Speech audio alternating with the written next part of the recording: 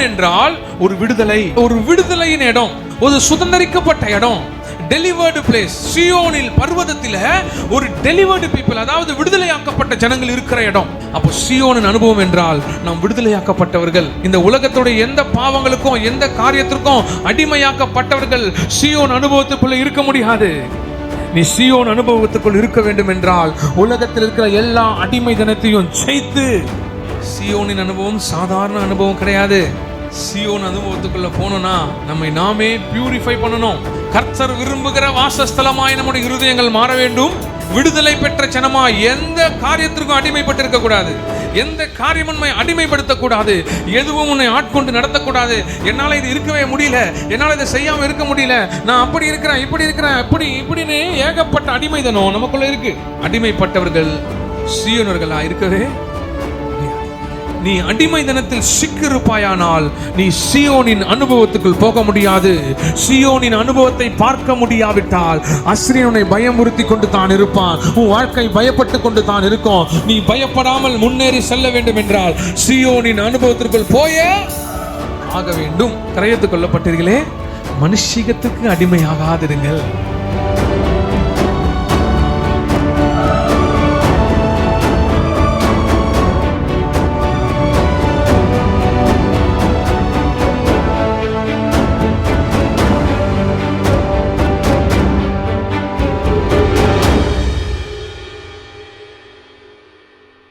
ஹல்லேலூயா. So நம்ம எதுக்குள்ள போயிருக்கோம்? 7th மந்த்னாலே ஒரு கம்ப்ளீஷன். ஹல்லேலூயா. தேவனாகிய கர்த்தர் 7வது மாதம் நாள் என்னது? பரிபூரணம். பூரணப்படாத ஆத்மாக்களை, பூரணப்படாத ஆசீர்வாதங்களை, பூரணப்படாத காரியங்களை தேவனாகிய கர்த்தர் இந்த 7வது மாதத்தில் பூரணப்படுத்தி உள்ளே கொண்டு வந்திருக்கிறார். He has made perfect. அவர் காரியங்களை பூரணப்படுத்தி 7வது மாதத்தை பார்க்க செய்திருக்கிறார். நீங்க நினைச்சிருக்கலாம் 6 பெரிய இப்படி இருக்கு, 6 இப்படி இருக்குன்னு நீங்க கவலை. யாரு எப்படி இருந்தாலும் நீங்க கவலைப்படாதீங்க. கர்த்தர் உங்க பட்சத்தில் இருக்கிறார். அவர் நமக்கு கொடுத்த வாக்குத்தத்தம் எரேமியா 1:8 என்ன சொன்னாரு? நீ எவர்களுக்கும் பயப்பட வேண்டாம், நான் உன்னை காக்கும்படி அவர் உங்களோடு இருக்கிறாரா இல்லையா? அவர் உங்களோடு இருந்தா தான் நீங்க எல்லாத்தையும் செய்ய முடியும். ஆமென். அவர் சொல்றாரு, நீங்க எதற்கும் பயப்படவே வேண்டாம், நீங்க எதை குறித்தும் அஞ்ச வேண்டாம், நீங்க எதை குறித்தும் யோசிக்க வேண்டாம். உன்னை காக்கும்படிக்கு, அநீதியில் இருந்து அல்ல, அநியாய காரியங்களில் இருந்து அல்ல, உங்களுக்கு பிசாசு விரோதமாய் கொண்டு வருகிற எல்லா சத்துருக்களின் கிரியைகளில் இருந்து உன் தேவனாகிய கர்த்தர் உன்னை காக்கும்படிக்கு உன்னோட கூடவே இருக்கிறார். He is our defender. அவர் தான் நம்முடைய protector. அவர் நம்மை பாதுகாக்கும்படிக்கு நம்மோடு கூடவே இருக்கிறார். ஹல்லேலூயா. 1ஆம் தேதி அந்த மெசேஜை கேட்டவங்களுக்கு தெரியும், 1ஆம் தேதி வந்தவங்களுக்கு தெரியும், 1ஆம் தேதி வராதவங்க ஒருவேளை யூடியூப்ல கேட்டிருந்தீங்கன்னா உங்களுக்கு தெரியும். என்ன வசனம்? எரேமியா 1:8. நீ அவர்களுக்கு பயப்பட வேண்டாம். ஹல்லேலூயா. நான் உன்னை காத்து, நான் உன்னோடு கூட இருந்து உன்னை கைவிடாதிருப்பேன். ஆதியாகமம் 28:15. நான் உன்னோடு இருந்து நீ போகிற இடத்திலெல்லாம் உன்னை காத்து இந்த தேசத்துக்கு உன்னை திரும்பி வர பண்ணுவேன். நான் உனக்கு சொன்னதை செய்யும் அளவும் உன்னை கைவிடுவதே இல்லை. நான் உன்னை காக்கும்படிக்கு உன்னோடு கூட இருக்கிறேன். நான் உன்னை காத்து உன்னை கைவிடாது. ஹல்லேலூயா. வாசிங்க ஏசாயா 31:5. பறந்து காக்கிற பட்சிகளை போல சேனைகளின் கர்த்தர் எருசலேமிலே ஆதரவாக இருப்பார். ஹல்லேலூயா. அவர் உங்களை காத்து கைவிடாதிருப்பார். இரண்டாவது, அவர் உங்களை காத்து உங்களுக்கு ஆதரவாக இருப்பார். ஹல்லேலூயா. அவர் எருசலேமின் மேலே ஆதரவாக இருப்பார். அவர் அதை காத்து தப்ப பண்ணுவார். அவர் கடந்து வந்து அதை விடுவிப்பார். ஹல்லேலூயா. அவர் எதுக்காக உங்களை காக்கிறார் என்றா, உங்களுக்கு ஆதரவாக இருக்க, உங்களை தப்ப பண்ண, உங்களை விடுவிக்க. இத்தனை காரியத்திற்காக கர்த்தர் உங்களை காத்து நடத்துகிறார். ஆமென். நான் உன்னோடு இருக்கிறேன். உன்னை காக்கும்படிக்கு உன்னோடு கூட இருக்கிறதுனால நீங்க எப்படி என்ன செய்ய வேண்டும் என்றால், வாசிங்க ஏசாயா 10:24. ஆகையால் சீயோனில் வாசமாயிருக்கிற என் ஜனமே, அசிரியனுக்கு பயப்படாதே. ஹல்லேலூயா. You should not fear, you should not afraid. நீங்க யாருக்கும் பயப்படவே வேண்டாம். ஹல்லேலூயா. பக்கத்துல பார்த்து சொல்லுங்க, நீங்க யாருக்கும் பயப்பட வேண்டாம். பணத்தை குறித்து பயப்பட வேண்டாம், பொருளாதாரத்தை குறித்து பயப்பட வேண்டாம், உலக காரியங்களை குறித்து பயப்பட வேண்டாம், நடக்கிற காரியங்களை குறித்து. நல்லா சம்பாரிச்சா என் பொண்ணு நல்லா இருக்கும், நல்லா சம்பாரிச்சு நல்லா சேர்த்து வச்சா என் பொண்ணு. Never never never. பண காசு உங்களை வாழ வைக்க முடியாது. பண காசு நீங்க என்கிட்ட இருக்குது, நான் என் பையனை என் பொண்ணை எப்படியா சேர்த்துருவேன், நான் சம்பாதிச்சு ஏதாவது பண்ணிடுவேன். ஜெபம் பண்ணி ஜெபித்து கர்த்தருக்குள்ள பிள்ளைகளை வளருங்க. தேவ பயம் ஒன்றே பிள்ளைகளை நடத்தும். யாரு இருந்தாலும் நீங்க அப்படியே அவர் இருக்கார் இவர் இருக்கார் அந்த கதெல்லாம். கர்த்தர் இருக்காரா? கர்த்தர் உங்களை நடத்துகிறாரா? கர்த்தர் உங்கள் வீட்டை வேலி அடைக்கிறாரா? உங்களுக்குள்ளே கர்த்தர் வாசம் பண்ணுகிறாரா? அதுதான் ரொம்ப ரொம்ப. பக்கத்துல பார்த்து சொல்லுங்க, கர்த்தர் இருக்கிறாரா என்பதுதான் ரொம்ப ரொம்ப. அதனாலதான் சொல்றேன், பண காசு உங்களை திருப்திப்படுத்த முடியாது, பண காசு உங்களை பாதுகாக்க முடியாது, நகை நட்டுகள் உங்களை பாதுகாக்க முடியாது. தேவனாகிய கர்த்தரின் கரம் மாத்திரம் தான் பாதுகாக்கும். அதனாலதான் அவர் சொல்றாரு, உன் தாய் என் கருவில் உருவாவதற்கு முன்னமே உன்னை பெயர் சொல்லி அழைத்து அறிந்திருக்கிறேன். Not only for Judea, உன்னை யூதாவுக்கு மாத்திரம் தீர்க்கதரிசியாய் அல்ல, ஜாதிகளுக்கு தீர்க்கதரிசியாய் வைக்கும்படி நான் உன்னை அனுப்புகிறேன். இடிக்கவும் கட்டவும் அவிழ்க்கவும் உனக்கு அதிகாரத்தை நான் கொடுக்கிறேன். அப்புறம் தான் சொல்ற, நான் உன்னை காக்கும்படிக்கு உன்னோட கூடவே இருக்கிறேன். நீ பேசுற வார்த்தைக்கோ, நீ பேசுற தீர்க்க தரிசனத்திற்கோ, நீ பேசுற காரியத்திற்கோ யாராவது ஒருவர் உனக்கு எதிர்த்து நிற்பார்களானால் நீ பயப்படாதே. உன்னை பாதுகாப்பதற்கு நான் உன்னோடவே இருக்கிறேன். நான் உனக்கு சொன்னதை செய்யும் அளவோ ஒரு நாள் உன்னை கைவிடுவதே இல்லை. நான் உனக்கு ஆதரவா இருக்கிற தேவனாகிய கர்த்தர். அப்படி சொல்லிட்டு இந்த வாரம் சொல்றாரு, சீயோனில் வாசமுள்ள என் ஜனமே, அசிரியனுக்கு பயப்படாதே. அன்னைக்கு இஸ்ரவேலை அவர்கள் பிடித்துவிட்டு யூதேயாக்கு நேராக பயமுறுத்துறாங்க. அல்லேலூயா. நாங்க அப்படி பண்ணிடுவோம், இப்படி பண்ணிடுவோம், நாங்க யாரு பார்த்து இஸ்ரவேலை பிடிச்சிட்டோம், உங்களை பிடிக்கிறதுக்கு ரொம்ப நேரம் ஆகாதுன்னு பயத்தின் மேலே பயத்தை யூதேயாக்கு கொடுக்கறாங்க. ஆண்டவர் சொல்றாரு, அசிரியருக்கு பயப்படாதே. அசிரியர்கள் யார் என்றால் அவங்களுடைய சாம்ராஜ்யம் பெருசு. அல்லேலூயா. இப்போ இருக்கிற ஈராக் நாட்டின் வடகிழக்கு ஈராக் தான் அசிரியா. அவருடைய தலைநகரம் நினிவே. அவர்கள் இஸ்ரவேலர்களையும் யூதேயாவையும் ஒவ்வொரு தடவையும் அச்சுறுத்தியவர்கள். வாசிங்க 2 ராஜாக்கள் 17:6.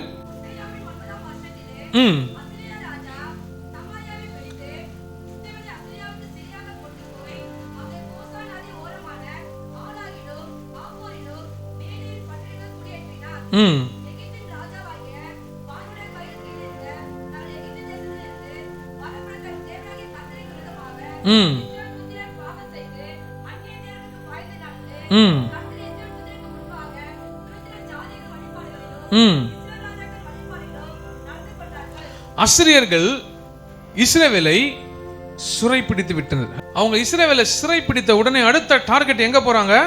யூதேயாக்கு போறாங்க. அல்லேலூயா. 2 ராஜ்யங்கள், 10 கோத்திரம் ஒரு ராஜ்யம், 2 கோத்திரம் ஒரு ராஜ்யம். இஸ்ரவேல் ஒரு ராஜ்யமும் யூதேயா இன்னொரு ராஜ்யமும். இதை பிடித்த உடனே 10 கோத்திரத்தையே நாங்க பிடிச்சிட்டோம், உங்க 2 கோத்திரத்தை ஈஸியா பிடிச்சு தோ வர அப்படின்னு வராங்க. வாசிங்க 18 அதிகாரம் 3 வசனம்.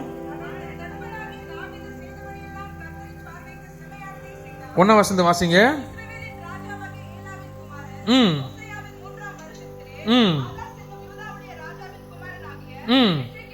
எசேக்கியா ராஜாவானான்.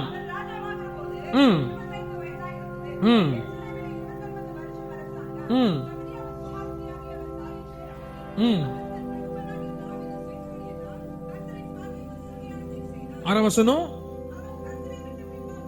எசேக்கியா ராஜா கர்த்தரை விட்டு பின்வாங்காமல் அவரை சார்ந்திருந்து, என்ன நடந்தாலும் எது நடந்தாலும் இஸ்ரவேலுக்கு அச்சுறுத்தல் வந்து விட்டது, இஸ்ரவேலை பிடித்து விட்டார்கள், இஸ்ரவேல் சிறைக்குள்ள இருக்கிறது, அடுத்தது என்கிட்ட தான் வர போறாங்க, அடுத்தது என்னதான் பிடிக்க போறாங்க, இந்த பிரச்சனை சார்ந்து வரும் என்று யோசிக்கிறான் என்றால் இங்க நீங்க எசேக்கியா என்ன செய்தான் என்பதை நீங்க பார்க்கணும். அல்லேலூயா. இங்க எசேக்கியாவை பார்த்தீங்கன்னா எசேக்கியா என்ன பண்றான்? கர்த்தரை விட்டு பின்வாங்காமல். இஸ்ரவேல் கர்த்தரை நம்பி இருந்தது, இஸ்ரவேல் கர்த்தரால் இருந்தது, இஸ்ரவேலை பாதுகாக்கிற கர்த்தர் அல்லவோ. ஆனாலும் அசிரியர்கள் அவர்களை சிறை பிடித்து விட்டார்களே, அதே நிலைமை தான் யூதேயாவுக்கும் வருமோ, அதே நிலைமை தான் எனக்கும் வருமோ என்று யோசிக்காமல் எசேக்கியா அந்த நிலைமையிலும் கர்த்தரை விட்டு பின்வாங்காமல். அதாவது சின்ன காரியம், ஒரு சின்ன காரியம் நம்ம வாழ்க்கையில் வந்துட்டாலும், எதுக்கு தான் அந்த சர்ச்சுக்கு நானு, ஹல்லேலூயா, எதுக்கு தான் அந்த சபைக்கு நானு கரெக்ட் டைமுக்கு தான் உட்கார்றேன், கரெக்டாக தான் பண்றேன், ஆனா ஒரு ஆசீர்வாதமும் என்ன நடந்தாலும் கர்த்தரை விட்டு பின்வாங்காத எசேக்கியா, சிறைகளை பார்த்தும் கர்த்தரை விட்டு பின்வாங்காத எசேக்கியா. அந்த அனுபவம் நமக்கு இருக்கணும். என்ன வந்தாலும் சோர்ந்து போய் காணப்படாதீங்க, சோர்வோடு காணப்படாதீங்க. கர்த்தர் காரியத்தை வாய்க்க பண்ணுவார். நான் உனக்கு சொன்னதை செய்யும் அளவும் உன்னை கைவிடுவது இல்லைன்னு சொன்னாரு. வசனத்தை மாத்திரம் பிடிங்க. வசனத்தை பிடிக்கலன்னா நமக்கு ஒண்ணுமே. அங்கு அவன் கர்த்தரை விட்டு பின்வாங்காமல் கர்த்தரையே சார்ந்திருந்து. So in your trouble times, உங்களுடைய பிரச்சனை காலத்துல, உங்களுடைய போராட்ட காலத்துல, உங்களுக்கு வருகிற ஏதோ ஒரு காரியம் உங்களை நெருக்கிற மாதிரி வரும்பொழுது தயவு செய்து கர்த்தரை முறுமுறுக்காதீங்க. உங்களுக்கு உடம்பு சரியில்லை, உங்களுக்கு பிரச்சனையா இருக்கு, உங்களுக்கு தலை வலிக்கிற மாதிரி இருக்கு, உங்களுக்கு ஏதோ உடம்பு சரியாத மாதிரி இருக்கு, இல்ல உங்களுக்கு ஒரு ஏதோ காரியம் வந்து அமுக்கிற மாதிரி இருக்கு, இருட்டா தோணுது, வெளிச்சமா தோணுது, ரொம்ப பழிச்சு எப்படியோ ஒன்று தோணுது. இதெல்லாம் வந்து சபைக்கு வராம கொடுக்குற ரீசன்ஸ். அதுதான் சொல்றேன். இந்த மாதிரிலாம் தோணும் போது தான் நீங்க கர்த்தரை உன்னி பார்த்து இடணும். பிரச்சனை டைம்ல ஓடி எங்கேயாவது வேணா நீ சர்ச்சை வேணா அப்புறமா வர அப்படின்னு நினைக்காதீங்க. உங்க பிரச்சனை இருக்கிறதுலே இந்த டாப் லெவல் ஹையஸ்ட் பிரச்சனை உங்களுக்கு இருக்கும்போது தான் நீங்க கர்த்தரை முழுமையா தேடணும். எசேக்கியா கர்த்தரை விட்டு பின்வாங்காமல் கர்த்தரையே சார்ந்திருந்து. This is the lesson. நம்ம படிக்க வேண்டிய, எசேக்கியா கிட்ட இருந்து நம்ம படிக்க வேண்டிய மிக முக்கியமான காரியம் என்னவென்றால், உன்னுடைய ட்ரபிள் டைம்ல, உன்னுடைய வேதனைகளில, நீ அக்கினியில நடக்கும் பொழுது, எரிகோ உனக்கு முன்பாய் நிற்கும் பொழுது, ஏகப்பட்ட பிரச்சனைகள் உனக்கு சுத்தி சுத்தி அங்க இங்குமாய் உன்னை நெருக்கி உன்னை பயமுறுத்தி அச்சுறுத்தும் பொழுது நீ அஞ்ச வேண்டாம். அப்போதான் கர்த்தர்கிட்ட கெஞ்சி வரணும், கர்த்தரை நாடி வரணும். கர்த்தரை விட்டு பின்வாங்காமல் கர்த்தரை சார்ந்திருந்தான் எசேக்கியா. எசேக்கியா கர்த்தரை சார்ந்திருந்தது மாத்திரமல்லாமல் மோசே கற்பித்த அவருடைய கற்பனைகளை கை கொண்டு நடந்தான். உங்களுக்கு ஒரு பிரச்சனை வருது, உங்களுக்கு ஒரு மிகப்பெரிய காரியம் வருதுன்னா நீங்க என்ன செய்யணும்? முதல்ல தேவனை தொடர்ந்து பின்தொடரணும். அல்லேலூயா. சடனா ஒரு பிரேக் எடுத்துடக்கூடாது. நீங்க சின்ன பிரேக் எடுத்தா பிசாசு அதை பெரிய பிரேக்கா மாத்திடுவான். ஒரு கணவன் மனைவிக்குள்ள ஒரு சின்ன பிரேக், ஒரு சின்ன சண்டை வருதுன்னா உடனடியா பேசிடுங்க, உடனடியா ஒப்புரவாயிடுங்க, உடனடியா கூப்பிட்டு முடிச்சிருங்க. அந்த சின்ன பிரேக் ஒரு வாரம் கழிச்சு கொஞ்சமா விரிசல் விடும், அடுத்தது ஒரு மாசம் கழிச்சு இன்னும் கொஞ்சம் பெருசா, அது வருட கணக்கா கொண்டு போயிடும். நேத்து ஒரு விஷயமா பேசதான் அவங்க சொன்னாங்க, நாங்க 7 வருடங்களா நானும் என் கணவரும் சரியான டேர்ம்ஸ்ல இல்ல, ஆனா கணவன் மனைவியா தான் இருக்கணும். அவரும் பேச மாட்டார், நானும். அப்ப நீங்க எதுக்கு கணவன் மனைவியா? நீங்க வேற ஒரு வீட்டுக்கு. கர்த்தர் கணவனும் மனைவியா ஆக்கி ஒன்று சேர்த்து வைத்திருப்பது அவரை உயர்த்துவதற்காக, நீங்கள் ஒருமனப்பாட்டோடு இருப்பதற்காக. சோ நாம கர்த்தருக்குள்ள இருக்கணும். ஆமென். எவ்வளவு போராட்டம் பிரச்சனை வந்தாலும் சரி, நம்ம என்ன பண்ணணும்? கர்த்தரை விட்டு பின்வாங்காமல். நான் நெருப்புல இருக்கிறேன், சூழ 7 மடங்கு ஏறட்டும், இன்னும் 70 மடங்கு கூட ஏத்துக்கோ. அவர் என்னை தப்புவிக்க வல்லவராயிருக்கிறார். ஒருவேளை என்னை தப்பியாமல் போனாலும், ஒருவேளை என்னை தப்புவிக்காம போனாலும், அவரை தவிர வேற எவர் முன்னாடி என் தலை வணங்காது. நான் யூதன், தேவனால் அழைக்கப்பட்டவன் என்று 3 பேர் நின்னாங்களே, ஷாத்ராக், மேஷாக். கர்த்தர் இறங்கி வந்து அவர்களை விடுவிச்சார். அல்லேலூயா. எங்கோ இருந்து வல்லமை அனுப்பி விடுவிக்கல, அவர்களுக்குள்ள வந்து நான் தான் சொல்றேன், நான் உன்னோடு கூட இருப்பேன். நாம போட்டவங்க 3 பேர் ஆயிடுச்சு, ஆனா அக்கினி சூழில 4 பேர் உள்ளாவி கொண்டிருக்கிறாங்க. நெருப்புல கர்த்தர் உங்களோடு வந்து நிற்பார். அக்கினி ஜுவாலை உன் பேரில் பற்றவே பற்றாது. நல்லா கையை தட்டி ஆமென். எந்த அக்கினி ஜுவாலையும் என் பேரில் பற்றக்கூடாது. என் மேல வருகிற வன்கண்ணை என் தேவனாகிய கர்த்தர் அதமாக்குவார். அல்லேலூயா. எது வந்தாலும், என்ன நடந்தாலும், எதுன்னு இருந்தாலும் எசேக்கியா என்ன பண்ணானோ அதுதான் நம்ம பண்ணணும். எசேக்கியா என்ன பண்ணா? கர்த்தரை சார்ந்திருந்தான், கர்த்தரை விட்டு பின்வாங்காமல் இருந்தான், மோசேக்கு கற்பித்த கற்பனைகளை எல்லாம் கை கொண்டு நடந்தான். இஸ்ரவேலை பிடித்து விட்டார்கள். Northern kingdom has gone. அதை முடிச்சிருச்சு. அடுத்தது 12 ட்ரைபு 10 கோத்திரம் பிடிச்சி அவங்கள அரெஸ்ட் பண்ணி சிறைக்குள்ள வச்சுட்டாங்க. 2 கோத்திரம் தான் அந்த யூதயா. இந்த கோத்திரத்தை பிடிக்கிறதுக்கு எவ்வளவு நேரம்? வாசிங்க. அவன் பின்வாங்கல, அவன் கர்த்தரை சார்ந்திருந்தான். 2 மாத்திரம் இல்ல, 3வது தேவனுடைய வார்த்தைகளை கேட்டு அப்படி நடந்தபடினால தான் நம்ம வாக்குத்தத்தம் அவனுக்குள்ள வருது. வாசிங்க. ஆகையால் கர்த்தர் அவனோடு இருந்தார். அவர் நம்மோடு இருந்தா என்ன நடக்கும்? அவர் நம்மை காத்துக்கொள்வார். இப்படிதான் நீங்க கனெக்ட் பண்ணணும். அவர் நமக்கு சொல்றாரு, உங்களை காக்கும்படி உன்னோட கூட இருக்கிறேன். இங்க எசேக்கியா அந்த 3 செஞ்சதுனால தேவன் அவனோடு இருந்தார். அப்போ தேவன் நம்மோடு இருக்கணும்னா, நம்மை காக்கணும்னா அந்த 3 நம்ம எந்த 3? அவரை விட்டு பின்வாங்காமல் அவரையே சார்ந்திருந்து மோசே கற்பித்த எல்லா வசனங்களையும் வேதத்தில் சொல்லப்பட்ட எல்லா வாக்குத்தத்தங்களையும் பிடித்து அப்படியே நடந்தால் தேவன் உங்களோடு இருப்பார். தூங்கி எழுந்து கேட்டா கூட சொல்லணும், நான் அவரை பின்பற்றுவேன், நான் அவரை சார்ந்து வாழ்வேன், எல்லா கற்பனைகளின்படி நடப்பேன். அப்படி இருக்கும்போது கர்த்தர் என்னோடு கூட இருப்பார். அவர் என்னோடு கூட இருப்பாரானால் அவன் போகிற இடம் எங்கும் அவனுக்கு அனுகூலமாயிற்று.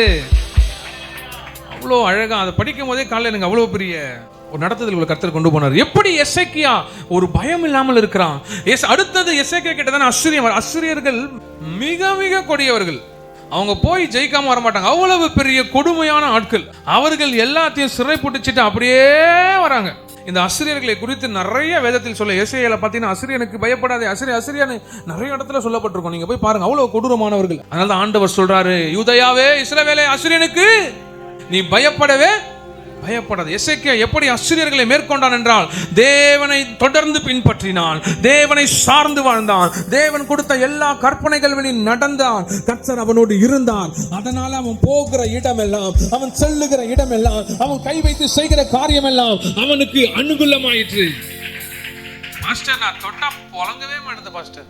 பிரதர் கொஞ்சம் அதை புதுசா ஆரம்பிக்கிறோம், கொஞ்சம் ஓபன் பண்ணி விடுங்களேன் அப்படின்னா, ஐயோ என் கை வேணாம், சேச்சா நம்ம கை, நம்மளே சொல்லிக்கிறோம். உங்க கையை பார்த்து சொல்லுங்க, என் கை ஆசீர்வாதமான கை, நான் தொட்டால் புலங்கும், நான் தொட்டால் ஆசீர்வாதமா இருக்கும். யாராவது கூப்பிட்டா தைரியமா போய் தொட்டு சோமனி ஆசீர்வதிங்க. யாராவது புறஜாதர்கள் வாங்க அப்படின்னா போயிட்டு நீங்க முதல் தொட்டு, நான் முதல் வியாபாரம் பண்ண உனக்கு ஆசீர்வாதமா சொல்லிட்டு வாங்குறேன், ஆசீர்வாதமா இருக்கும். ஏக்கா வேணாக்கா, வேற யாரா போனி பண்ணு, அப்புறம் நாளைக்கு என்ன வந்து நீ கத்துவ, இதுதான் காலைல வந்துச்சுன்னு என்ன வந்து உங்க வாயில் அப்படி வரவே. ஹல்லேலூயா. நாமல் தரித்திரர்கள் என்று எண்ணப்பட்டாலும் ஆவில எல்லாரையும் ஐஸ்வர்யவானா ஆக்கிட்டு இருக்கோம். ஹல்லேலூயா. நீங்க எதை குறிச்சும் ஐயோ என் கை அப்படி, என் கை இப்படி அப்படிலாம் எதையுமே யோசிக்க கூடாது. நீங்க மாத்திரம் கர்த்தரை பின்பற்றி அவரை சார்ந்து கற்பனைகளில் நடப்பீர்கள், ஆனால் அவர் உங்களோடு இருப்பார். அப்போ நீங்க போகிற இடமெல்லாம் அனுகூலம், மனுஷர்கிட்ட தயவு கிடைக்கும். பாஸ்டர், எனக்கு எப்போ பார்த்தாலும் அந்த மேனேஜர் ஒரு மாதிரி பண்ணிட்டே இருக்கான் பாஸ்டர், நான் அங்கே போனாலே அந்த அவரு அந்த இவரு அந்த அதிகாரி, நீங்கள் நல்லா பாருங்க, ஒரு 10 பேர் ஒரு இடத்துல இருப்பான், அந்த 9 பேருக்கு அதிகாரி நல்லபடியாக நடந்துப்பான். வாங்க பிரதர், வாங்க சகோதரா, வாங்க சிஸ்டர்னு கூப்பிட்டு நம்ம கிட்ட ஏய் அப்படின்வான். என் வாய்ஸ் இப்போ சொன்ன மாதிரி ஒரு ஆய் சொல்லுவான். இல்லை நீங்கள் சொல்கிறத செய்யவே மாட்டான், காது கூட கொடுத்து அங்கே நில்லு இங்கே நில்லு, நம்மளை வேணுன்ட்டே கோவப்படுத்தி அவங்கள திட்டுற அளவுக்கு நம்மளை, ஏன்னா அனுகூலம் நமக்கு இல்லை. அப்படி மோசமான அதிகாரி கிட்ட இருந்தோம், அப்படி மோசமான ஆட்கள் கிட்ட இருந்தோம், நமக்கு அனுகூலம் கிடைக்க வேண்டும் என்றால் எசேக்கியாவை போல தேவனை சார்ந்து வாழ வேண்டும். எல்லாருக்கும் உங்ககிட்ட, ஆனா மனுஷன் கிட்ட தான் அனுகூலம் கிடைக்காது. ஏன்னா பிசாசு நம்ம நோக்கி எரிச்சலின் ஆவியை தள்ளிட்டே இருப்பான். 50 பேர் ரோட்ல போவான், ஹெல்மெட் போடாம, அவனை பிடிக்க மாட்டான். உன்னதான் சனிக்கிழமை, மற்ற 5 நாள் ஒண்ணுமே நடக்காது. சனிக்கிழமை நைட்டு தான் உங்க வீட்டுல பட்டாசு வெடிக்கும், ஒரு டபடபா டபடபா டபடபான்னு 5 நாள் குளிக்கும் போது தண்ணி அருவி போல கொட்டியிருக்கும். ஞாயிற்றுக்கிழமை காலைல தான் நல்லா வர பம்பு ஒர்க் ஆகாது, போட்டா மோட்டரு ஓடாது, டேப்ல தண்ணி இருக்காது, சோப்பு வடிக்கு உள்ள போயிடும். எல்லா நாளும் இருந்த பேஸ்ட் அன்னைக்கு பார்த்து வரவே வராது. என்னென்ன நடக்க கூடாதோ அது எல்லாம் நடக்கும். ஆனாலும் கர்த்தரை தொடர்ந்து பின்பற்றி அவரை சார்ந்து அவருடைய கற்பனைகளில் நடப்பாயானால் அவர் உன்னோடு இருந்து காரியங்களை அனுகூலமாக்குவார். ஹல்லேலூயா. வாசிங்க. நீ இஸ்ரவேலை பொடி, நீ பக்கத்து நாட்டை பொடி, நீ எவ்வளவு பெரிய ராணுவத்தை வேணுமானாலும் கொண்டு வந்து நிறுத்து, ஆனால் அசிரிய ராஜாவே நான் உன்னை ஒரு நாளும் வணங்க மாட்டேன். எசேக்கியாவோட தைரியம் அவன் கிட்ட இருக்க படைபலத்தால் கிடையாது, தேவனுடைய கட்டளைகளை கீழ்ப்படிந்தபடியினால் என்னை தப்புவிக்க வல்லவரின் தேவனாகிய கர்த்தர்னு. அல்லேலூயா. எசேக்கியாவை குறித்தான காரியம் நீங்க தயவு செய்து வீட்டுக்கு போய் ஆழமா அந்த 18வது படிங்க. ரொம்ப அழகா அவன் மேற்கொள்றான். அசரியர்கள் எல்லாரையும் பயமுறுத்தி அச்சுறுத்தி கொண்டிருக்கிறார்கள். அவன் தேவனை சார்ந்திருந்தபடினால அவன் அசிரியா ராஜாவை சேவிக்காமல் கொஞ்ச நேரம் ஒரு மாதிரி சூழ்நிலை திரும்பிச்சுன்னா நம்ம எல்லாரையும் சேவிக்க ஆரம்பிச்சிடும். மேனேஜர் ஒரு மாதிரி நீ உன்னை வேலையை விட்டு தூக்கிடுவேன் சொன்னே, சாரி சார், ஓகே அது வரையும் ஓகே, ஆனா உங்க காலில் கூட அப்படியாப்பட்ட வேலையே. யூதனுக்கே அவ்வளவு திமிரு இருந்ததுன்னா ஆண்டவராக இயேசு கிறிஸ்து நம்மை பிள்ளைகளாய் மாத்திருக்கிற நமக்கு எவ்வளவு திமிரு இருக்கணும். அல்லேலூயா. நீங்கள் என்னுடைய ஜனம், நான் உங்களை தேவன்னு சொன்னார். அவங்கள பார்த்து, நம்மளை பார்த்தா நீங்க என்னோட பிள்ளைகள் சொல்றாரு. ஜனத்துக்கே அவ்வளவு திமிரு இருக்கணும்னா பிள்ளைகளாகிய நமக்கு எவ்வளவு வைராக்கியம் இருக்கணும். யாருடைய காலையும் பிடிக்க கூடாது. கால் பிடி லிட்டரலா போய் பிடிக்க மாட்டோம், அப்படியே வாயில பேசும் போதே காலை பிடிச்ச மாதிரி ஆயிடும் அவங்களுக்கு. அல்லேலூயா. அப்படி பேசும் போதே எல்லாம் நீங்க தான் சார். இன்னைக்கு அந்த வார்த்தைய மனிதர்களை மனிதர்களாய் மதிங்க. அதிகாரத்தை அந்த அதிகாரம் எவ்வளவு உட்பட்டதோ அவ்வளவு தூரம் மதிங்க. எல்லாமே மனிதர்கள் கிடையவே கிடையாது, எல்லாமே அதிகாரம் கிடையவே கிடையாது. கர்த்தர் ஒருவர் இருக்கிறார், நீதியாய் நியாயம் விசாரிக்கிறவர், எல்லாவற்றையும் நியாயம் விசாரிப்பார். யாரையும் போய் நம்ம வணங்கி வாஷ் பண்ணி அடுத்த பதவி நமக்கு கிடைச்சிரும், இந்த டைம்ல அவருக்கு ஒரு தூபத்தை போடுவோன்னு சார் நீங்க அவ்வளோ சார் நீங்க இவ்வளோ சார்னு தூபம் போடுகிற வேலை வேண்டாம். தூபத்தை போட்டு ஒரு வேலையை பிடித்தால் சீக்கிரமா போய்விடும். ஜபத்தை போட்டு ஒரு வேலையை பிடித்தால் உங்களை விட்டு போவே. எந்த வேலையா இருந்தாலும் சரி, எந்த காரியமா இருந்தாலும் சரி, எந்த நடக்கையா இருந்தாலும் சரி, எதுக்கும் நீங்க தூபம். எந்த மனுஷனையும் நம்பி வாழ வேண்டிய, மனுஷனை நம்புவதை பார்க்கலாம். அந்த வசனம் தான் ஃபேவரட் வசனம் நமக்கு. அதை பிடிச்சுங்க. மத்திய வசனம் வேதத்தை திறந்தீங்கன்னா சென்டர் வசனம் எது? 118:8. மனுஷனை நம்புவதை பார்க்கிலும் கர்த்தர் பேரில் பற்றுதலாயிருப்பதே நலம். So never never never ever, எப்பவுமே மனிதனுடைய கால்களை பிடிக்க வேணாம், மனிதனை போய் பார்க்க வேணாம், மனிதன் கிட்ட போய் நம்ம கெஞ்சி அவங்ககிட்ட அனுகூலத்தை கேட்க வேணாம். இந்த 3 காரியத்தை நீங்க ஆக்டிவேட் பண்ணீங்கன்னா இந்த அனுகூலம் கர்த்தர் ஆட்டோமேட்டிக்கா கொடுத்துருவாரு. ஹல்லேலூயா. அவரை பின்பற்றி அவரை சார்ந்து அவருடைய கற்பனைகளில் நடந்தால் அவர் உங்களோடு இருப்பார். அவள் உங்களோடு இருக்கிறபடினால எல்லா காரியமும் அனுகூலமாய் நடக்கும். அப்படி அனுகூலமாய் மாறும் பொழுது உனக்கு விரோதமாய் எழும்புகிற அசிரியனுக்கு நீ தலை குனிந்து தலை வணங்கி நிற்க வேண்டிய அவசியமே இல்லை. வாசிங்க.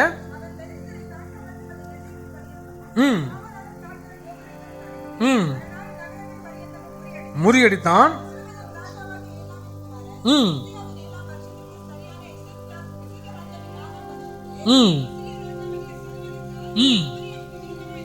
சமரியாவுக்கு விரோதமாய் வந்து அதை முற்றுகை போட்டான். ஹல்லேலூயா.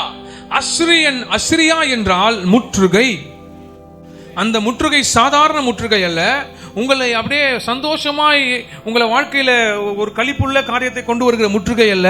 உங்களை அச்சுறுத்துகிற முற்றுகை, உங்களை சிறைப்பிடிக்க போகிற முற்றுகை, உங்களை அடிமை தினத்துக்குள் கொண்டு போகிற முற்றுகை, உங்களை பயமுறுத்தி நீங்க செய்யற காரியங்களை செய்ய விடாமற் பண்ணக்கூடிய முற்றுகை.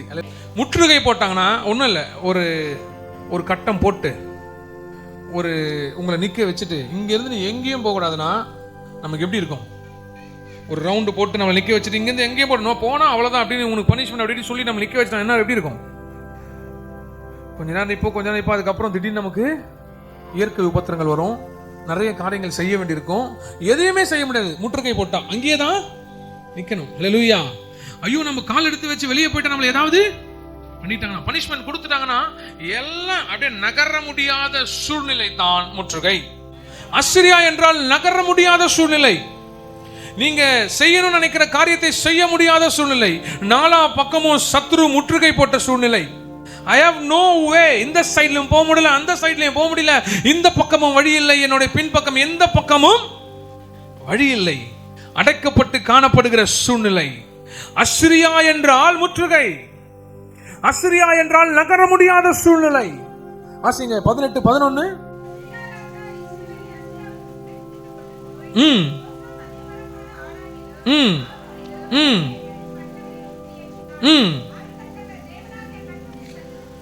அஸ்ரியா ராஜா இஸ்ரவேலை அஸ்ரியாவுக்கு சிறை பிடித்து கொண்டு போனான். அல்லேலூயா. அஸ்ரியா என்றால் முற்றுகை மாத்திரமல்ல, அஸ்ரியா என்றால் சிறைப்பிடிப்பு.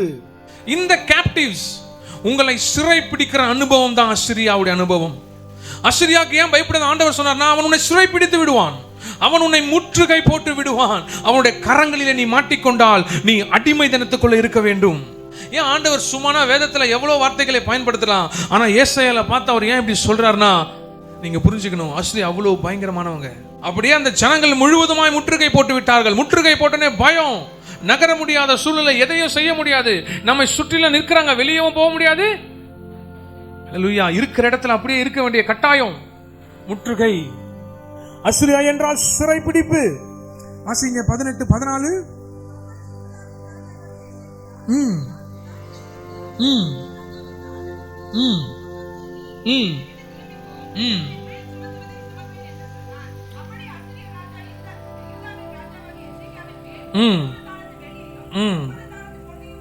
ஹல்லேலூயா.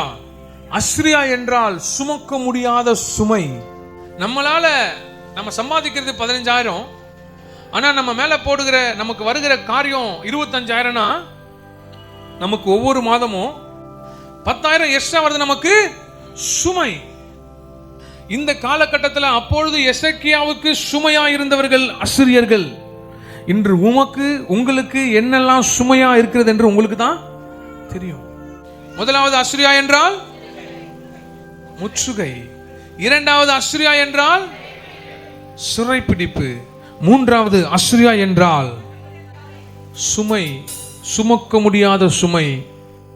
நம்மை அதிகமாய் கடினப்படுத்தி நம்மால் சுமக்க முடியாத எக்ஸ்ட்ரா பலுவை போடுவதுதான் சுமை. வாசிங்க. ம் ம் ம் ம் ம் ம் ஏசாயா 36:18 வாசிங்க. ம் ம் 4 வசனம். ம் ம் ம் ம்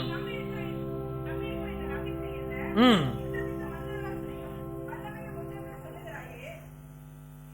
ம் ம்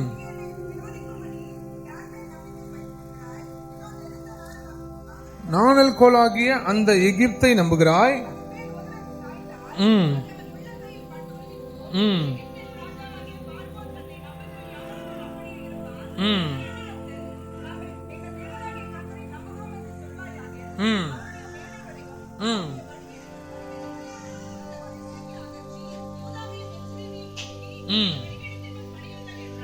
ம் இங்க இந்த எசேக்கியா 36:4-5-6-7 வாசிங்கன்னா உங்களுக்கு தெரியும்.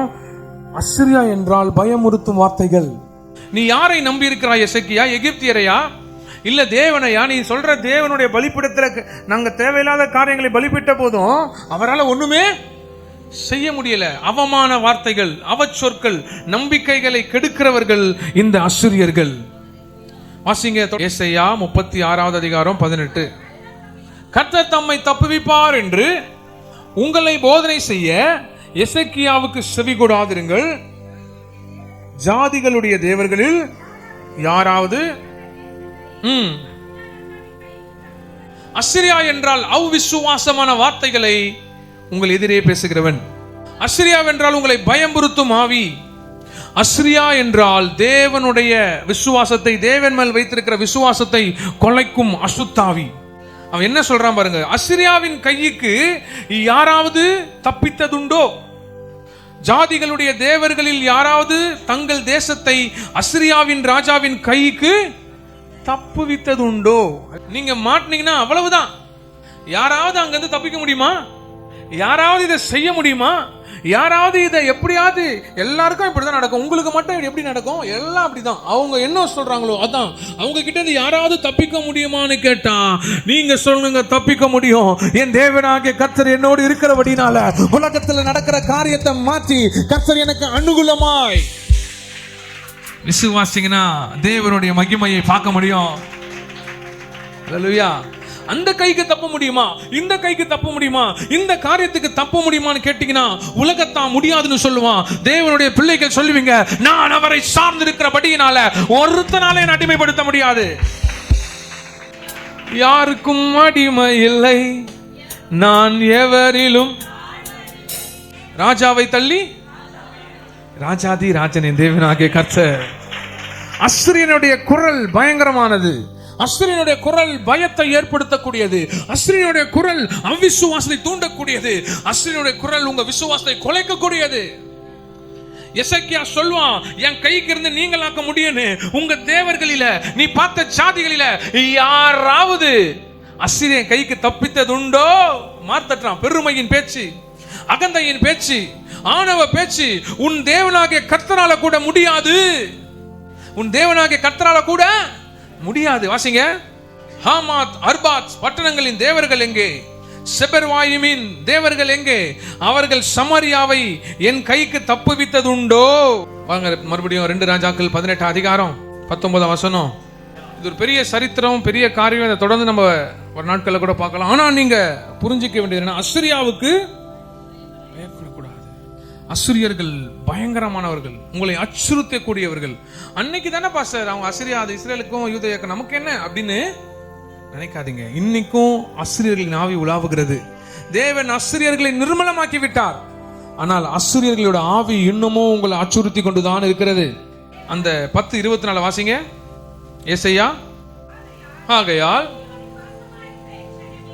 நீங்க எல்லாம் அஸ்ரியா பத்தி பேசிட்டு இருக்கிறதுனால அஸ்ரியா அந்த காரியத்தை எசேக்கியா எப்படி அஸ்ரியர்களை ஜெயித்தான், அங்க எப்படி ஒரு வெற்றி வந்தது, அதை பத்தி நம்ம இன்னைக்கு பார்க்கல. நான் அஸ்ரியர்கள் எவ்வளவு பயங்கரமானவர்கள் என்று உங்களுக்கு சொல்லிக் கொண்டிருக்கிறேன். அந்த அஸ்ரியர்களை எசேக்கியா எப்படி மேற்கொள்ள என்னென்ன காரியங்களை செய்தான் என்று சொல்லிக் கொண்டிருக்கிறேன். ஆனால் நமக்கு கர்த்தர் கொடுக்கிற வார்த்தை ஏசாயா 10 அதிகாரம் வாசிங்க அந்த வசனத்தை. ஆகையால் சோ உங்களுக்கு அஸ்ரியர்கள் பெரிய பிரச்சனைகளை கொண்டு வரலாம், பெரிய காரியத்தை கொண்டு வரலாம். நீங்க எவ்வளவு பெரிய அச்சுறுத்தலை வேணா சம்பாதிக்கலாம், எவ்வளவு பெரிய பயத்தை வேணா சம்பாதிக்கலாம். நீங்க பார்த்து என்னடா இது நமக்கு வாழ்க்கையில் எந்த அனுகூலமும் நடக்கல நீங்க யோசிக்கலாம். ஆனா ஒன்னே ஒன்று உங்களுக்கு சொல்றேன், ஒன்னே ஒன்று நீங்க புரிஞ்சுக்கங்க, எந்த அஸ்ரியனுக்கு நீங்க பயப்படவே வேண்டாம். ஏன்னா ஆண்டவர் நமக்கு சொல்றாரு, ஆகையால் சீயோனில் வாசமா இருக்கிற என் ஜனமே அஸ்ரியனுக்கு பயப்படாதே. அவன் உன்னை கோலால் அடித்து எகிப்தியரை போல் தன் தண்டாயுதத்தை உன் மேல ஓங்குவான். நீ பயப்படாதே. இதுல உங்களுக்கு என்ன புரிஞ்சது? யார் பயப்படக்கூடாது? யார் பயப்படக்கூடாது? சீயோனில் வாசமாய் இருக்கிறவர்கள் பயப்படக்கூடாது.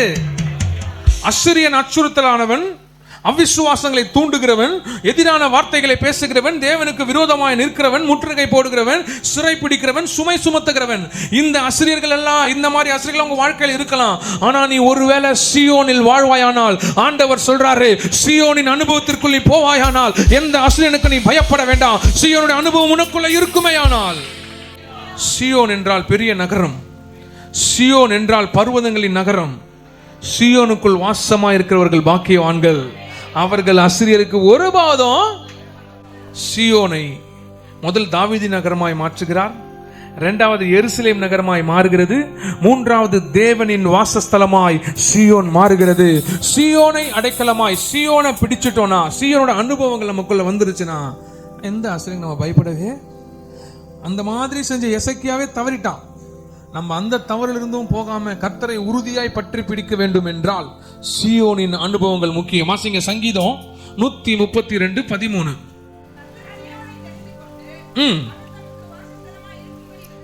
எந்த அஸ்ரியனுக்கும் நீங்க பயப்படாம இருக்கணும்னா நீங்க தேவனுடைய வாசஸ்தலமா இருக்கணும்.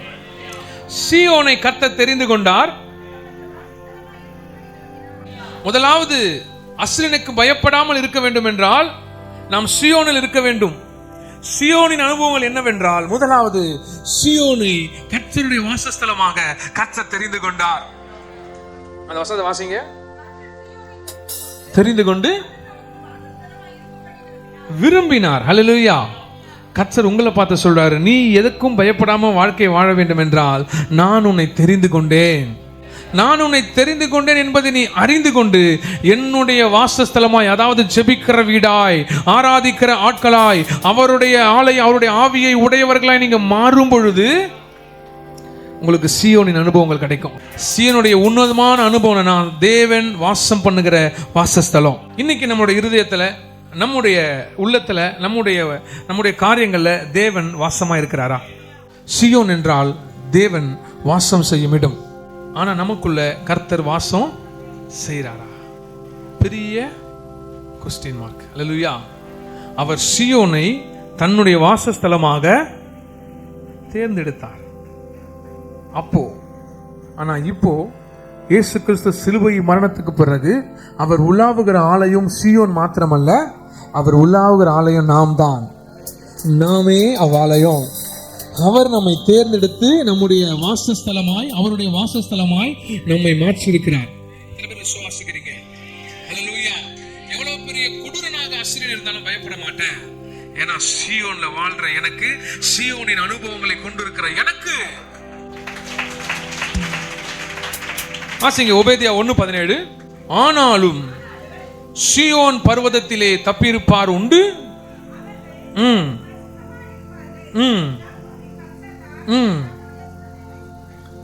ஆனாலும் சீயோன் பர்வதத்திலே தப்பியிருப்பார் உண்டு. அப்படின்னா இங்கிலீஷ்ல டெலிவர்ட். சீயோன் என்றால் ஒரு விடுதலை. சீயோன் என்றால் ஒரு விடுதலையின் இடம். ஹல்லேலூயா. ஒரு சுதந்தரிக்கப்பட்ட இடம், டெலிவர்டு பிளேஸ். சீயோனில் பர்வதத்தில் ஒரு டெலிவர்டு பீப்புள், அதாவது விடுதலையாக்கப்பட்ட ஜனங்கள் இருக்கிற இடம். அப்போ சீயோனின் அனுபவம் என்றால் நாம் விடுதலையாக்கப்பட்டவர்கள். இந்த உலகத்துடைய எந்த பாவங்களுக்கும் எந்த காரியத்திற்கும் அடிமையாக்கப்பட்டவர்கள் சீயோன் அனுபவத்துக்குள்ள இருக்க முடியாது.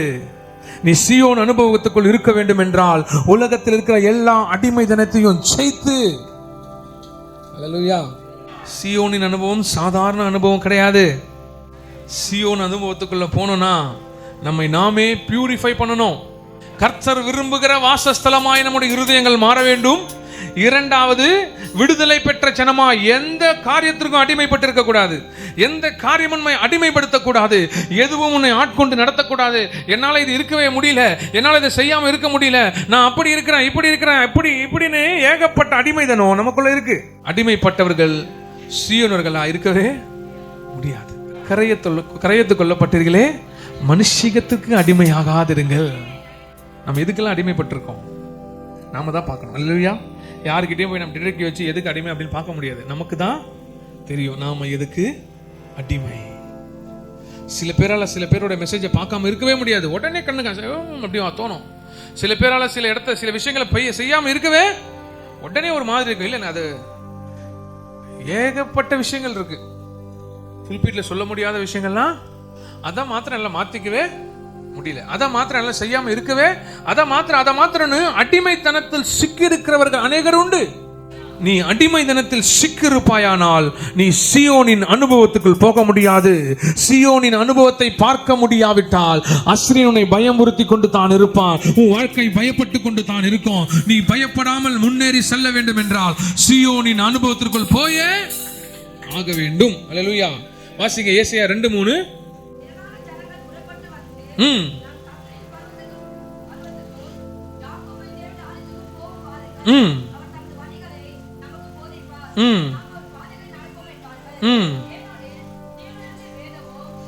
சீயோனில் இருந்து வேதமும். ஹல்லேலூயா. சீயோனியர்கள், சீயோனை சார்ந்தவர்கள், சீயோனுடைய அனுபவத்துக்குள் இருக்கிறவர்கள் தேவனுடைய வாசஸ்தலமாய் காணப்பட வேண்டும், விடுதலையாக்கப்பட்டவர்களாக இருக்க வேண்டும். மூன்றாவது, சீயோனிலிருந்து வசனங்கள் புறப்பட்டு வர வேண்டும், தேவனுடைய வார்த்தைகள் புறப்பட்டு வர வேண்டும், தேவனுடைய நியமங்கள் புறப்பட்டு வர வேண்டும், தேவனுடைய கற்பனைகளும் தேவன் கொடுத்த காரியங்களும் நம்மில் இருந்து புறப்பட்டு வர வேண்டும். சீயோனில் இருந்து வேதமும், எருசலேமில் இருந்து கர்த்தருடைய வசனமும் வெளிப்படும். சீயோனுடைய அனுபவத்துக்குள்ள இருக்கணும்னா உங்களுக்குள்ள இருந்து என்ன வரணும்? நல்லா அந்நிய பாஷையில நல்லா குதிச்சு ஜோம் பண்ணி பாட்டு பாடி நல்லா நிரம்பிட்டு அப்படி போகும்போது முன்னாடி வரும்போது காலு கீழே இஷ்டாங்கன்னு வச்சிங்களேன், வரும் பாரு ஒரு பாஷை, ஒயிட் போடவனே, அது சீயோனின் அனுபவத்துக்குள்ள ஒரு இழை கூட வர முடியாது. சபையிலேயே சீயோனின் அனுபவத்தில் இருக்கிற ஒரு குவாலிட்டி கூட உங்களுக்கு இல்லைன்னா வெளியில சுத்தமா இருக்காது. அவர் உங்களை வாசஸ்தலமாய், அவருடைய வாசஸ்தலமாய், இரண்டாவது விடுதலையாக்கப்பட்டவர்களாய், மூன்றாவது வேத வசனம் வெளிப்படுகிறவர்களாய். கோபத்துல தேவையில்லாத வார்த்தைய நாம என்ன பேசுறோம், என்ன விளக்குறோம், என்ன செய்யறோம் என்பது நமக்கு தெரிந்திருக்கணும். கோபத்துல நம்முடைய குணத்தை இழந்துடக்கூடாது. சியோன் அனுபவத்துக்குள்ள இருக்கிறவர்கள், சியோனில் வாசமாய் ரெடி ஆயிட்டு இருக்கவங்க, சியோனிலே தேவனுடைய மகிமையை பார்க்க இருக்கிறவர்கள், சியோனுக்கு நேராய் தன்னுடைய வாழ்க்கையை திருப்பி கொண்டு இருக்கிறவர்கள், சியோன் தான் நமக்கு பரம சியோனாகி எருசலேமுக்குள்ள போக தயாரா எக்கால சத்தத்துக்காக வெயிட் பண்றவங்க இந்த அனுபவத்துக்குள்ள வரணும். எந்த அனுபவம்னா சியோனில் இருந்து வசனங்கள் தான் வெளியில புறப்பட்டு வரணுமே தவிர விசனமான வார்த்தைகளும் சாபங்களும் வாயிலிருந்து புறப்பட. அல்லேலூயா. நான் மட்டும் விட்டேன் சாபம் பாக்குறியா, நான் ஜெபிக்கிறவன் பாக்குறியா, எந்த பைபிளையும் அப்படி போடல. ஆனா உன்னை ஆசீர்வதிக்கிறவர்களை ஒரு ஆசீர்வதிப்பார். அவங்களே பேசி அவங்களே அழிஞ்சிருவாங்க. நீ அவங்களுக்கு சாபம் கொடுக்க வேண்டிய அவசியம். ஒருவேளை உங்களை நேரா பார்த்து யாராவது நீங்க சொல்லுங்க, காரணம் இல்லாத சாபம் வலிக்காது. வசனம் தெரிஞ்சா உன்னை ஜெயிக்கவே முடியாதுங்க. யூதர்கள் ஏன் பயப்பட மாட்டாங்க, யாருக்கு வணங்க மாட்டாங்க, தேவனை பிடிச்சிருக்காங்க, எல்லா நேரங்களிலும் கர்த்தர் தான் அப்படின்னு நிக்கிறாங்கன்னா ஒரே காரணம், எல்லா பிரமாணங்களை கரைச்சி குடிச்சு அந்த வசனங்களுக்குள்ள வச்சிருக்கிறாங்க. ஒருவனும் உனக்கு எதிராக நிற்க முடியாதுன்னு யோசுவாவுக்கு சொன்னாரு. அது யோசுவாவுக்கு மாத்திரம் இல்ல, எனக்கும் நம்புறவங்க. நீ உயிரோடு இருக்கும் நாளெல்லாம் நீ போய் சொல்ல தேவையில்ல, நீ சொல்லவே தேவையில்லை. உன்னை அதமா பார்த்தா அதமாயிடுவாங்க, உன்னை பெருமையா பார்த்தா அழிஞ்சு போயிடுவாங்க, உன்னை அழிக்க நினைச்சா கர்த்தர் இல்லாம பண்ணிடுவாரு. நீ பயப்படவே பயப்படாதே, அஸ்ரியனுக்கு பயப்படாதே. ஏனென்றால் நீ சீயோனில் வாசமா இருக்கிறவங்க. சீயோன் என்றால் தேவன் விரும்பும் வாசஸ்தலம். சீயோன் என்றால் விடுதலையாக்கப்பட்டவர்கள். சீயோன் என்றால் வேத வசனம் புறப்படுகிற இடம். சீயோன் என்றால் ஊற்றுகள் புறப்படுகிற இடம். எல்லா விதமான மகிழ்ச்சியின் ஊற்றும் உன்னிடத்தில் இருந்து புறப்படும். வேத வசனம் ஊற்றா புறப்படணும்னா, வேத வசனம் வாயிலிருந்து புறப்படணும்னா அந்த அனுபவத்துக்குள்ள நம்ம நிக்கணுங்க. நான் என்ன பேசுனே தெரியல, நான் என்ன பண்ணனே தெரியல, என்ன என்ன என்ன அப்படின்னு டக டக டக டக டக டக டக டைப் ரைட்டிங் மாதிரி டிக்கிடின்னு stand like a man, stand like a Christian, stand like a God feared man. நான் பலவீனன் என்று எண்ணப்பட்டாலும் என்னை பலப்படுத்துகிற என் கிறிஸ்துவினாலே எல்லாவற்றையும் செய்ய எனக்கு பலன் உண்டு. எதை குறிச்சும் பயப்படக்கூடாது. கர்த்தர் நம்மோடு இருக்கிறார், கர்த்தர் என்னை நடத்துவார். கர்த்தர் என்கிட்ட சொன்னார், நான் மோசேயோடு இருந்தது போல உன்னோடு கூட இருப்பேன். நீ உயிரோடு இருக்கும் நாளெல்லாம் ஒருவனும் உனக்கு எதிராக இருக்க முடியாது. நான் உனக்கு சொன்னதை செய்யும் அளவும் உன்னை கைவிடவே மாட்டேன். நான் உனக்கு ஆதரவாய் நிற்பேன். அது மாத்திரமில்லை, adding into one more thing, இந்த வாரம் கர்த்தர் சொன்ன தலைப்பு, சியோனில் வாசமாய் இருக்கிற என் ஜனமே அஸ்ரியனுக்கு பயப்படாதே. சியோன் அனுபவம் ரொம்ப ரொம்ப எத்தனை பேர் விசுவாசிக்கிறீங்க? இது வரைக்கும் என் வாயிலிருந்து எதேதோ வரப்பட்டிருக்கலாம். பாஸ்டர் என்னை பத்தி தெரியல, என் வாயிலிருந்து வர வசனம் வேற மாதிரி இருக்கும், கர்த்தருக்கு மேல பயம் உண்டாக்கும் அப்படி சொல்லுங்க.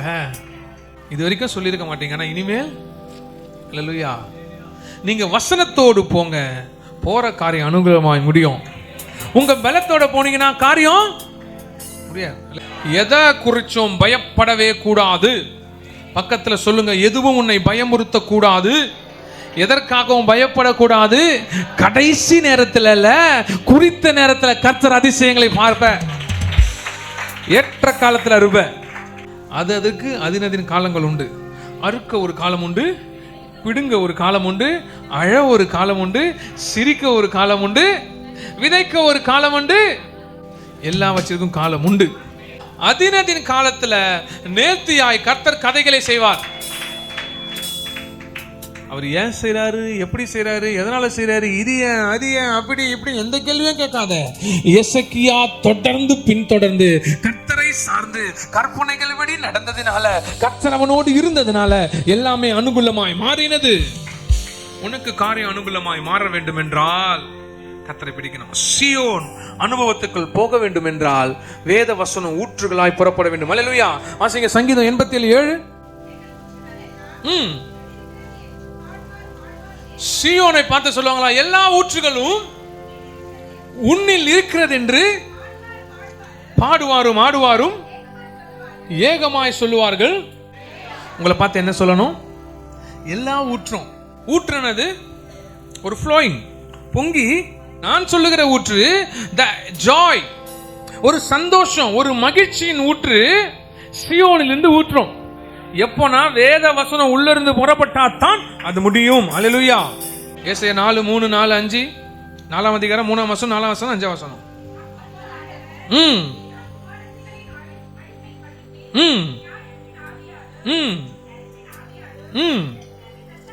நியாயத்தீர்ப்பின் ஆவியாலும் சுட்டரிப்பின் ஆவியாலும் எருசலேமின் இரத்தப் பழிகளை அதன் நடுவில் இருந்து நீக்கிவிடும் போது, சீயோனில் மீதியாயிருந்து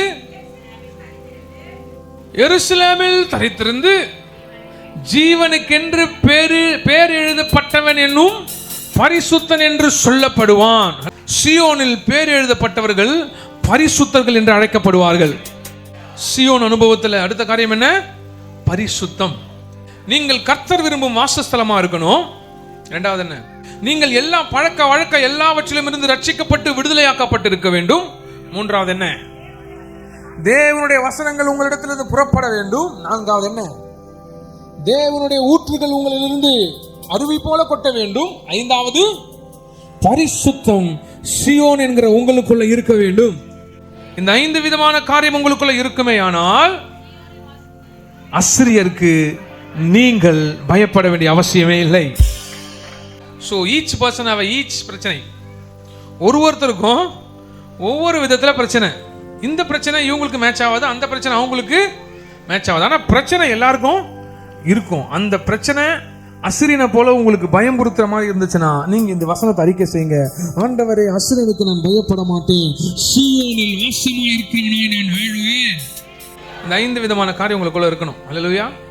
இந்த மாசம் உங்களுக்கு கிருபையின் மாதமா இருக்கும். எல்லாம் முழங்கால் படிடுவோமா? சீயோனில் பேர் எழுதப்பட்டவர்கள் பரிசுத்தர்கள் என்று எண்ணப்படுவார்கள். ஜீவ புஸ்தகத்தில் உங்கள் பெயர்கள் எழுதப்பட வேண்டும் என்றால் பரிசுத்தமாய் நாம் இருக்க வேண்டும். என் ஆத்துமாவே, என் முழுவல்லமே, என் ஆத்துமாவே, கர்த்தர் செய்த சகல உபகாரங்களையும் மறவாதே. அல்லேலூயா.